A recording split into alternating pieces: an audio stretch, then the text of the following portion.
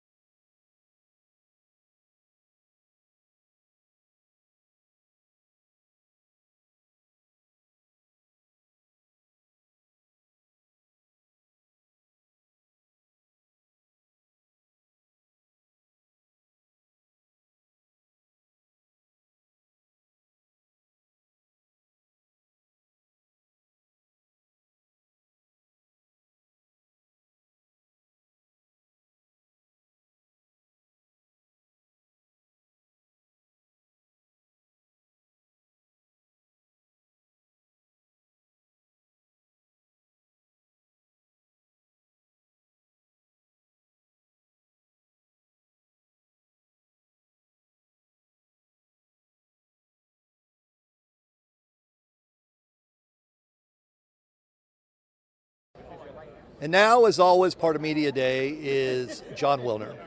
John Wilner and Wilner Hotline. How many Media Days have you been to? A lot. Many media Triple days. digits? Triple digits? No, not triple digits. I'm not that old. Well, maybe I've been to triple into digits. the double digits. Yeah. Multiple conferences and multiple states. But yeah, they're always good. More for just kind of shooting the bull with people than what the coaches actually say on the podium. They're always Nobody's going to say today, man, we're in trouble. Our recruiting class was horrible. Right. I'm going to get fired because my DC doesn't know his way out of a paper bag. That's not going to happen today. It's not. What is going to happen today, John? Well, A lot of national titles are going to be won today. We'll see. I mean, the first thing that happens is Commissioner Brett Yormark will speak, and we'll see what he says. He has a tendency to say some stuff that makes headlines. Okay, And what would he say I today that don't would make a know- headline? What would he Well, say? the biggest things are the college football playoff Yeah. controversy is the hottest topic right now that I can think of. They are pushing back. He's leading the charge for the so-called 5+11 model, which is heavy on at-large bids, in opposition to what the Big Ten is pushing for. And the SEC has kind of adopted the Big 12's approach. We'll see what Yormark says. They've got until December before they have to make a decision on the model for 26. Maybe he'll say something about how far down the road they are.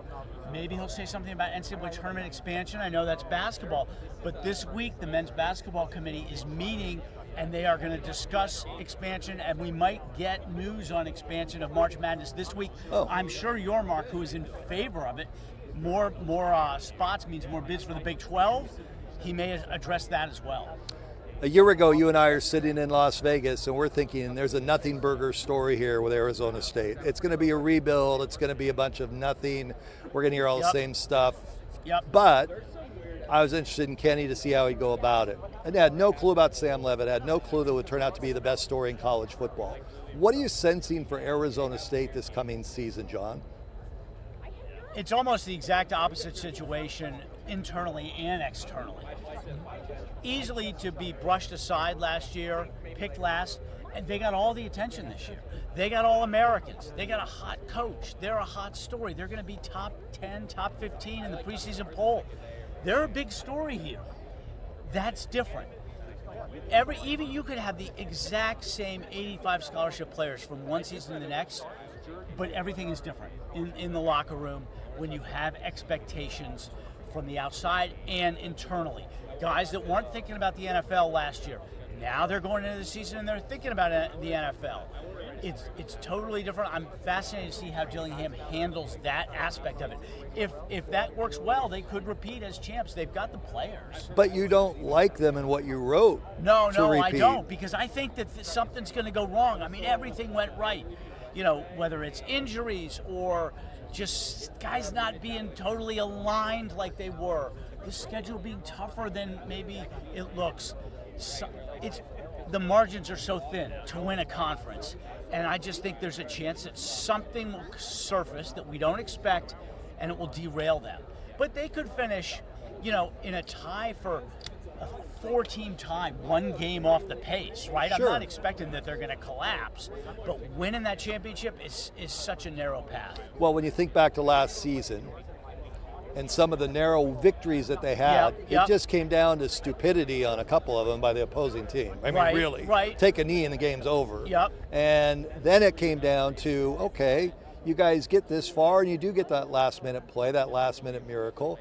That's part of the deal of a magical season. So I agree with you. Things have to break exactly right. Who do you like this coming year to take the Big 12? Well, I would have liked BYU until their quarterback got into some off-the-field issues, Jake Retzlaff, and is now probably transferring. So BYU needs a new quarterback. I think Texas Tech, Iowa State, Kansas State, ASU, I kind of see them all up there. The Big 12, the beauty of the Big 12 is that there's no dominant team. There's no Georgia, there's no Texas or Ohio State, right? So it's wide open. The team that we think might finish 10th could win it. But I would pick Texas Tech, Iowa State, some combination thereof, maybe Utah. I think Utah's going to have a great bounce back year. Can they get all the way to the top? If they're healthy, they might be able to do it. But it's going to be fun. The Big 12 is the most fun conference because there is no blue blood. Yeah, I like that. So we'll see. It's a crapshoot. Last year, the preseason poll missed each team by an average of 7.5 spots. That's a lot in a 16-team conference for an average. They aren't doing a preseason media poll this year precisely because of ASU. Last year, the narrative was the team picked last in the Big 12 has won the conference. Yeah. How good of a conference could it be if that can happen? Right. Big 12 got smart. They said, you know what, we're not going to give any critics fodder, and we're going to do away with the preseason media poll. That is John Wilner and Wilner Hotline, delivering the goods here in Frisco, Texas. Thanks. Thanks very much, Brett.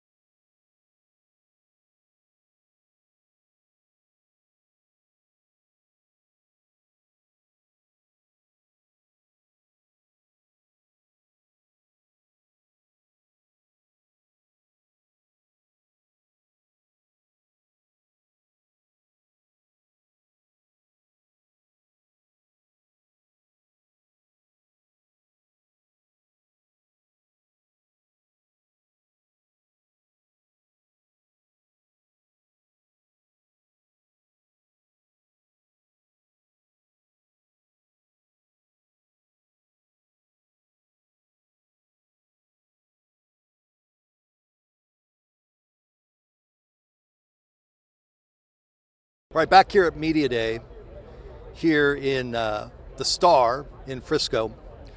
So I have Sam Levitt's helmet. This thing, hi Sam, it's Brad. How you doing, man? Good seeing you here. Have a mic. So I'm looking at your helmet. This thing is tight.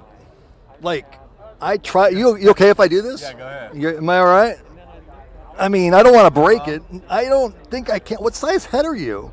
This is a large. You must just. I got a fat head. Side. I got a fat head, right? So the speaker is back there. It's in the ears. It's in the ears, but Yeah. what's that? Where? That little white thing, that little white dot. I think that just means this helmet has a speaker.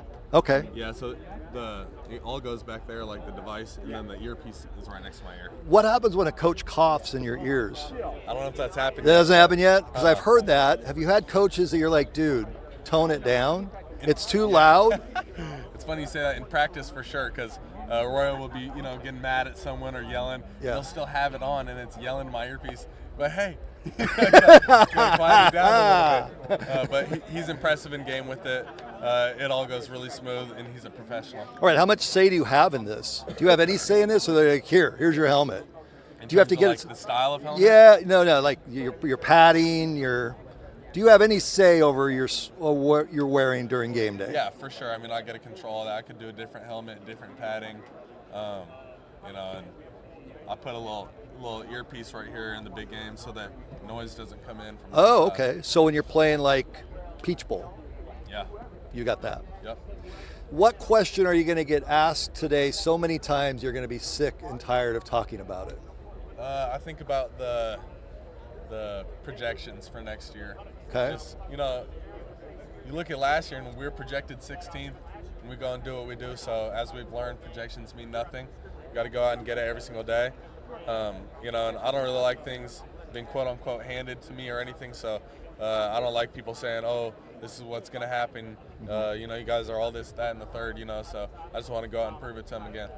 So Jordan Tyson is around here somewhere. Yep. What can he do in football that you can't? What can he do? Yeah. What is he better at you then?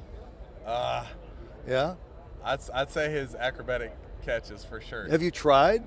Yeah, I mean, I can get up. I have a pretty good dunk package. You're a bad basketball guy. Yeah. Yeah, so you got a dunk package, Yeah, but I'd say my dunk package is better than his, but he can definitely. wait a minute. Is he around? Yeah, you can. Oh, he's right over there. Yeah, never mind. I'll get back to him. I am a Heisman Trophy voter, okay?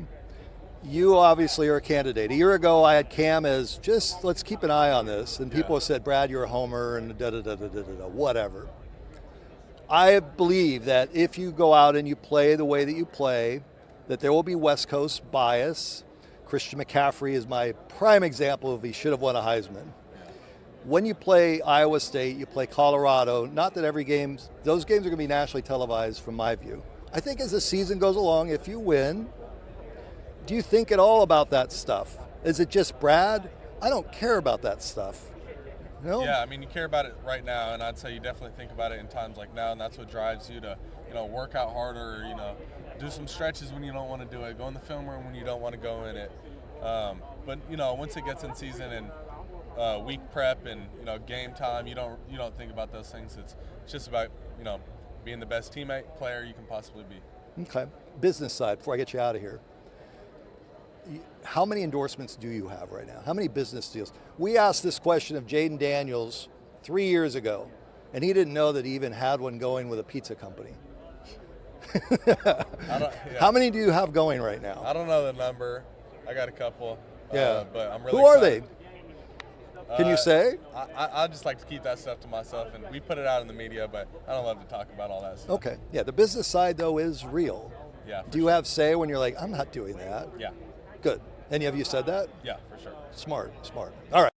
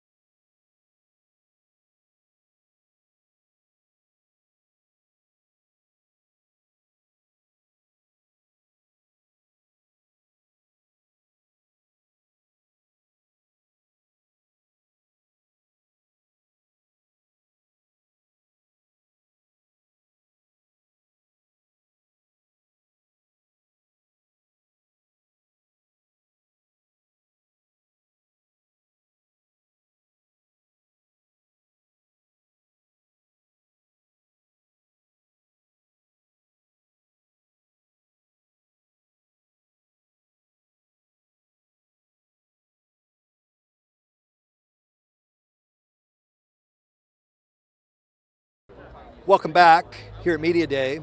Jordan Tyson is going to sit down right now because Sam Levitt said earlier that he had a better dunk game than Jordan Tyson. Now, is he lying? He is lying. So in what way, shape, or form is he lying? I said, what can you do that Jordan Tyson can't? He said, well, I have a much better dunk game. And you know what? It was not even like scripted. It was boom. He took a shot at you. I'm gonna tell y'all this. We was playing a horse, and I started dunking because he was shooting like fadeaway jumpers from 3-point range. I'm like, bro, I'm gonna just go ahead and dunk. He gets so mad that he can't do the dunks. He said, I can't do dunks anymore. So he's lying. So he's lying. He's lying for sure. We have a Heisman Trophy candidate who's lying. We have the quarterback on the team. So do I need to call him out on this? Yeah, you need to call him out on this because he's lying. Okay, what can he do that you can't? He can shoot fadeaway jumpers from 3-point range. That's the only thing he can do that. So he makes them, or does he just shoot them? He makes them, bro, but he jumps to the moon. And when I don't jump to the moon, he says that don't count for some reason. That doesn't count. Now, he did say that he's been trying some of your catch moves. Have you seen him do that in practice? He's trying to do some of your catches. Yeah, I've seen that for sure. That's got to be silly. Yeah, he be when we go like when Scat used to be at quarterback, he used to be at receiver, and he used to try to work on his releases, trying to look like me and stuff. But Get out of he's here. definitely been trying. Do you have a trampoline, dive out, into pillows, stuff like that? That'd be amazing.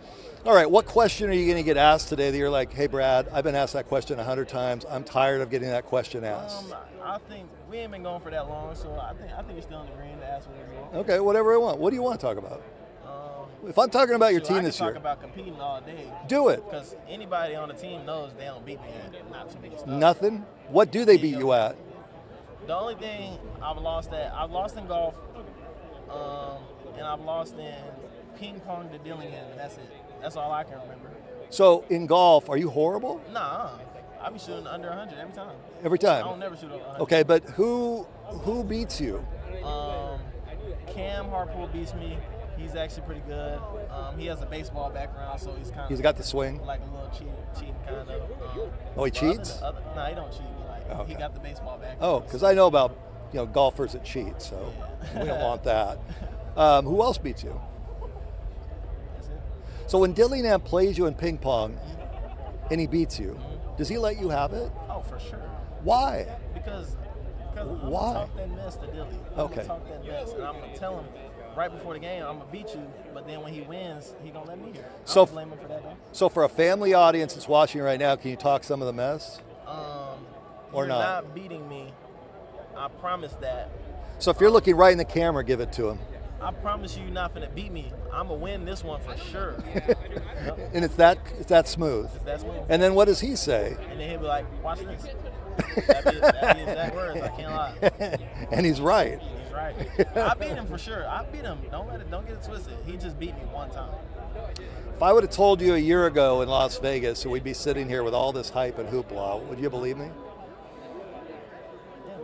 Yeah. Even the 16th being picked last? Activate the Valley.